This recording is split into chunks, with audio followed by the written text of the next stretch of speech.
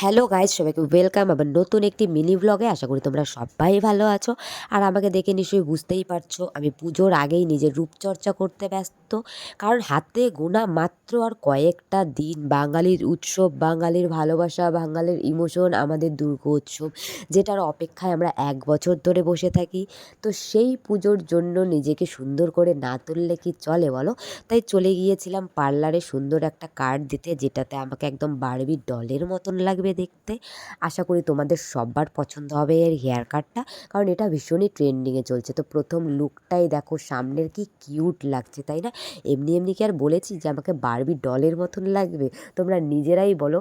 পুরো চুলটা তো এখনও কাটাই হয়নি, শুধু সামনেটা কাটা হয়েছে, তাতেই এত কিউট লাগছে। আরও পুরো চুলটা কাটলে কতটা কিউট লাগবে বলো? আর এই দেখো আমার পেছনের চুলটা কত বড়, শুধু তাই না, আরও বড় ছিল। এই দেখো কতটা কাটাও হয়ে গেছে। তো তোমাদের বড় চুল কার কার ভালো লাগে সেটাও জানিও, ছোটো চুল কার কার ভালো লাগে সেটাও জানিও। আমি কিন্তু আবার ছোটো চুল লাভার, আমার ছোটো চুল ভীষণই ভালো লাগে। আর অনেক দিন ধরেই আমার চুল কাটা হচ্ছিল না, প্রায় 1.5 বছর হয়ে গেছে। তাই এবার ঠিক করেছি ছোটো করব চুলটা। তাই চলে গিয়েছিলাম ছোটো করার জন্য পার্লারে, সুন্দর একটা কাট দিতে। আর তোমাদের যদি এই কার্ডটা ভালো লাগে অবশ্যই আমাকে কমেন্ট করো, আমি তোমাদের অ্যাড্রেসটা পাঠিয়ে দিব।